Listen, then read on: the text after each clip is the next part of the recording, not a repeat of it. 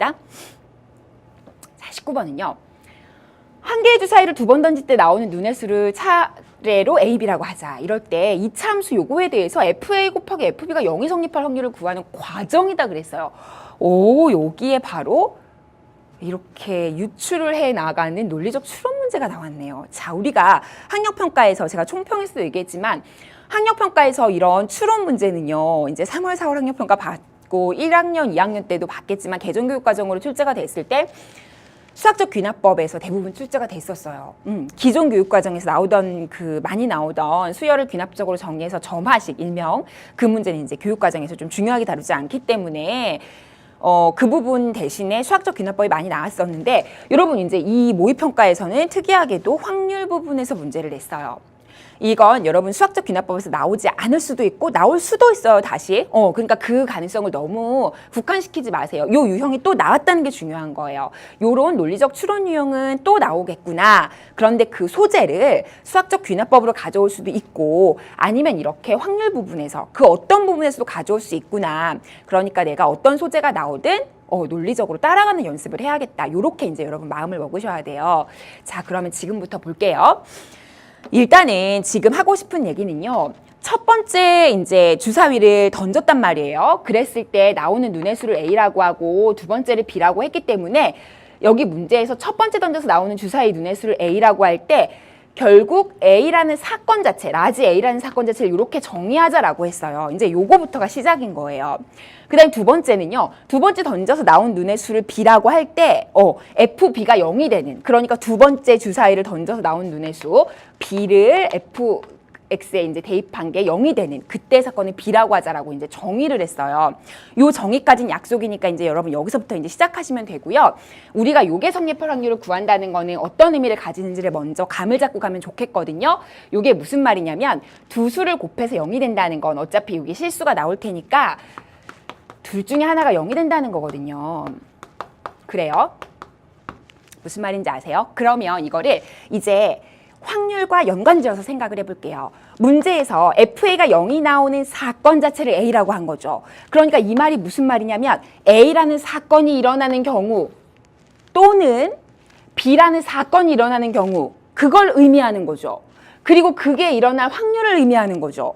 그러니까 우리가 원하는 건 A가 일어나거나 또는 B가 일어나는 사건, 그때의 확률을 구하는 거니까 이렇게 표현이 가능해야 돼요. 여기까지 이해할 수 있죠. 여기 흐름까지만 따라오시면 결국에 이거는 확률의 덧셈 정리로 넘어가시면 되거든요. 요거는 각각의 확률을 더하고 그 다음에 동시에 일어나는 확률 있죠. 그거를 이제 빼는 그런 경우로 이제 덧셈 정리, 확률의 덧셈 정리로 이제 흐름이 이어가면 되는 거라서 여기에서 이렇게 이어지는 것까지만 하시면 이제 그 다음은 어렵지 않습니다. 됐어요. 자, 그러면 이제 우리는 넘어가서 이제 요거부터 해보죠. 그렇다면 A, B가 일어날 확률 자체를 구하기 위해서 우리는 요거부터 좀 해보자. 2차 방정식이 뭐였냐면 x제곱 마이너스 7x 더하기 12는 0이었거든. 그래서 요거가 0이 되는 해. 왜냐면 우리 지금 A라는 사건이 FA는 0이 되는 그때의 확률을 얘기했다고 했잖아요. 그러니까 요게 0이 되는 그때의 값을 찾아야겠죠. 그럼 4, 3, 12 해서 인수분해를 하면 x는 4 또는 3이 나온단 말이에요. 그래서 여기까지는 이해가 되시죠? 이해가 가요. 그러면 A라는 사건이 일어나는 그 확률은 어떻게 구하는 거냐면 결국은 주사위를 한번 던져서 3이나 아니면 4의 눈이 나오면 그 사건이 바로 A가 일어나는 사건을 의미하는 거죠. 그러면 그렇게 되는 확률을 구하면 되는 거죠. 그럼 주사위를 하나 던지면 6분의가 되는 거고요. 그리고 3 또는 4가 나온다 그러면 2가 되는 거죠. 여기까지 되세요? 자, 그 다음 이제 B가 일어날 사건, B 사건이 일어날 확률 이건데요. 어차피 처음에 주사위를 던지고 그리고 나서 또 던지는 거죠. 그러면 그 둘이 일어나는 게 연관이 없어요. 한 번 주사위 던지고 또 던지는 거니까 앞에서 뭐가 나오든 상관없이 새로 마음으로 또 던지는 거죠. 그러니까 여기도 또 6분의 2예요. 가라고 썼으니까 어쨌든 똑같다는 건 아시겠지만 이게 두 개가 지금 독립적으로 일어나는 확률이고요. 물론 이거 가지고 독립인 걸 알 수는 없지만 그냥 의미 자체로 독립이라는 걸 안다고. 그리고 6분의 2, 6분의 2로 각각 확률이 이렇게 된다고요. 됐어요.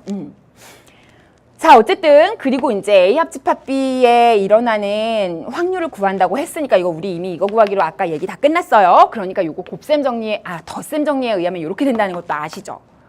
됐어요. 네. 근데 요걸 구하는 방법이 이 사건이 두 개가 독립이라고 제가 언급을 했죠. 처음에 주사위 던지고 그거에 영향을 두 번째 던지는데 받아요? B 던지는데 받아요? 안 받죠. 그러니까 독립이거든요. 그래서 요걸 구할 때 곱하기로 구해야 되죠. 상관없으니까. 그래서 이게 6분의 2니까 결국 3분의 1인데요. 3분의 1과 3분의 1을 곱하게 되는 거라서 결국 나에 들어갈 확률은요. 9분의 1이 되는 거예요. 여기까지 되시죠? 자, 그럼 여기다 정리를 좀 할게요. 가 3분의 1, 나 9분의 1. 여기까지 정리하실 수 있나요? 자, 그럼 넘어갈게요. 자, 이제 마지막 화면입니다. A 합집합 B가 일어날 확률을 구하여라 그랬거든요. 그럼 어떻게 하라고요?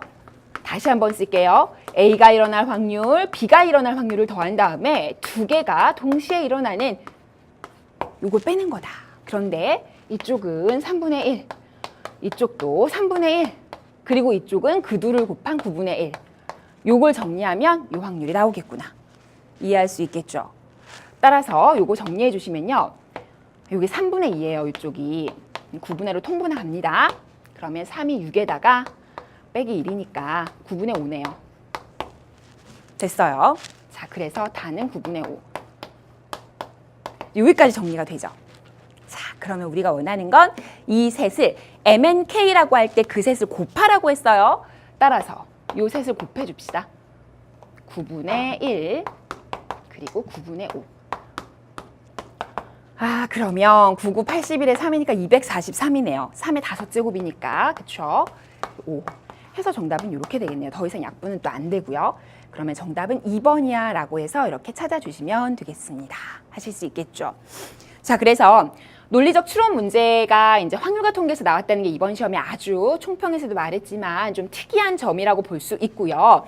여러분 너무 가능성을 이렇게 좁히지 마시고 추론이 다른 데서도 나올 수 있다는 걸 좀 생각을 하실 필요도 있어요.